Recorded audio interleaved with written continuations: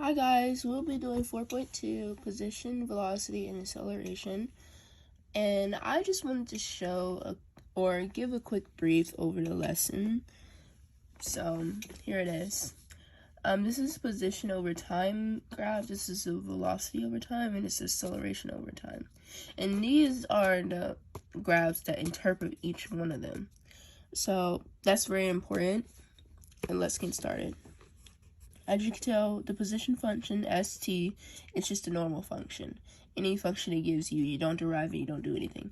Velocity is the first derivative of the position function. An acceleration function is the second derivative of the position function. So you're just deriving each time it goes, you know? And here's how the particle will be doing once it goes to the to the different types of graphs, stuff like that. Average velocity, SB minus SH over MB minus H. Speed. Yep, don't forget about speed. This is the absolute value of velocity. Yeah. Hold on, let me turn the page. Briefly, just wanted to go over, I'm just going to go over two of them. It says, when is the particle moving right? Justify.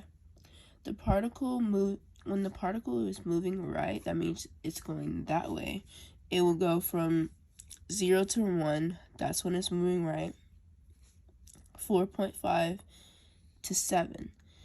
I think since this is a velocity,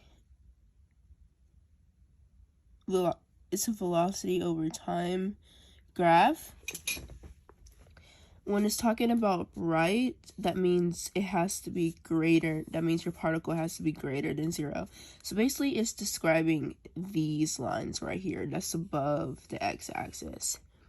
And it's just like physics in a way, how it will be moving and stuff like that. Yeah, let's get into the lesson. Okay, so we're going to start with this whole section right here, but it says a particle moves along a line so that its position at a time t is greater than 0. T is greater than or equal to 0 is given by the function. This is our function. Where is s? Where s is measured in meters and t is measured in seconds. Ooh, let's get started. A, find the instantaneous velocity at any time t. So basically, since this is position, you know from the previous information I gave you that position is st and velocity is s prime of t.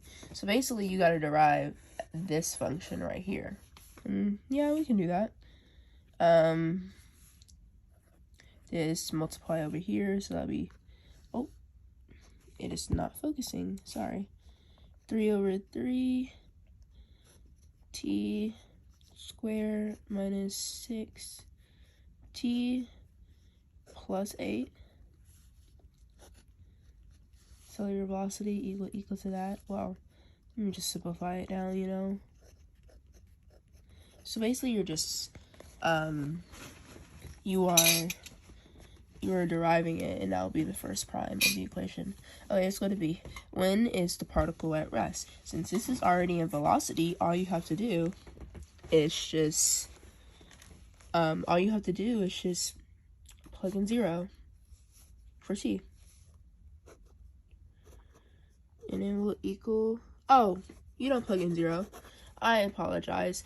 You have to factor it, because you're trying to see where it'll cross the x-axis, like the points. Let's say you're trying to find these, the x-intercepts. So let's do that. And just factor this right here. So that'll be v equals t. How do you factor? Oh, sorry. Minus 4 t minus 2. And your particle's VRS is t equals 2 and t equals 4. And that's just how you're just basically seeing like when it's at rest. That means it crosses 0 on a velocity over time graph. Let's say find the acceleration of the particles at any time. Okay, so acceleration, you're just deriving it again. So remember, the second derivative, like the first derivative of position is velocity, and the second derivative is, which is acceleration, it's deceleration. So that will be the second derivative of position. I almost said positive, Lord have mercy. But yeah, you're just going to derive this equation again.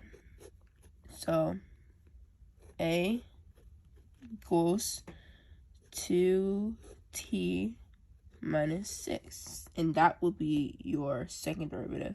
And it says, so what is the displacement of a particle for the first 3 seconds? For that one, you will just plug that into, let's see. Oh, you would just plug that into this equation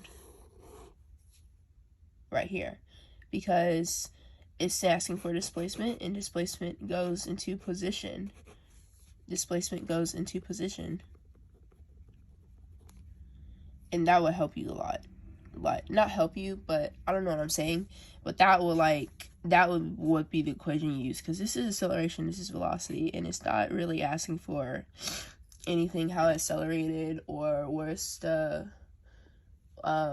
velocity at this point. It's just asking for displacement. So when I look at displacement, I look at position, and you just plug in 3 for t.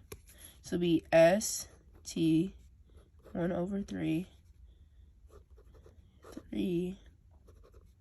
minus 3, sorry, 3, 2 plus 8, and I will solve this and I'll come right back. Okay, so when I got the answer, it is right here. So I did all the math. When s to 3, when the displacement of the particle for the first 3 seconds is 2. I'm sorry, I realized I did my math wrong. This is supposed to be 1, sorry. And also, we're supposed to treat it like, how is it? Like s, b, minus s, a 0. So b minus 0. So, s to 0, you just plug in 0, that'll be -5, and s to b will be 1. So it'll be 1 minus -5, and it will equal 6 meters. That is the correct answer. Sorry about that from earlier. But yeah, there you go.